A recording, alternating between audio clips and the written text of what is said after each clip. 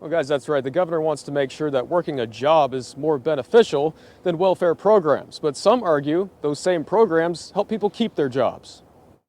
Families that are working a couple of jobs still may need support to put food on the table and pay their rent. In a new executive order, Governor Stitt made it clear he wants to eliminate fraud and wasteful spending in state welfare programs and name the state's Department of Human Services, Healthcare Authority, the Department of Health, and Employment Security Commission directly. There's nothing wrong with ensuring that the service that's being provided is accurate and accounted for, and that families who are qualifying truly do qualify. That's healthy government. Erin Brewer, the chair of the state's Democratic Party, agrees with the governor on that point.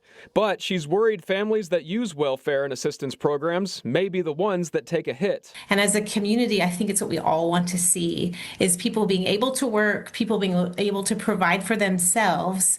And these programs actually help people to do that. In his executive order, Governor Stitt blamed the federal government for failing to prioritize working and self-reliance and says federal welfare programs have become expensive and disincentivize people from working. Part of the order says, quote, individuals and families are disincentivized to work because they face abrupt losses in assistance when modest increases in income occur.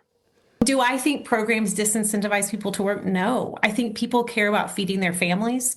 I think they care about putting a roof over their head. I think they care about being able to transport themselves to their job. I think they care about providing for their own retirement and their own health care. Brewer also argues the state's minimum wage is too low, currently at $7.25 an hour. And if that rate was raised, she says more people would not need welfare programs. A big chunk of people who are working and earning the minimum wage are women with children. So raising the minimum wage really would make a huge difference and might make a difference on some of the reliance we see on some of these programs. The governor's executive order also makes his stance clear that welfare programs are intended to operate as temporary safety nets and not open-ended permanent funds. But if the spotlight is on all these state agencies, Brewer thinks the state's private school tax credit dollars need to be audited too. Families that are wealthy that are receiving a school tax credit voucher also need to be accountable for those funds, and we need to be auditing that as well.